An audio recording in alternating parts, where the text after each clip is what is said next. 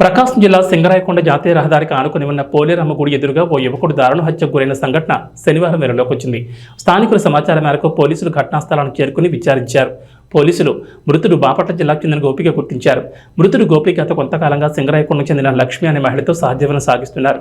ఇటీవల లక్ష్మి వేరే వ్యక్తితో చనువుగా ఉండడంతో తరచూ వీళ్ళిద్దరి మధ్య గొడవలు జరుగుతుండేవని స్థానికులు చెబుతున్నారు. అక్రమ సంబంధాల కారణంగా గోపి హత్యకు గురైనట్టు అనుమానిస్తున్నారు. పోలీసులు ఈ మేరకు కేసు నమోదు చేసి విచారణ చేపట్టారు.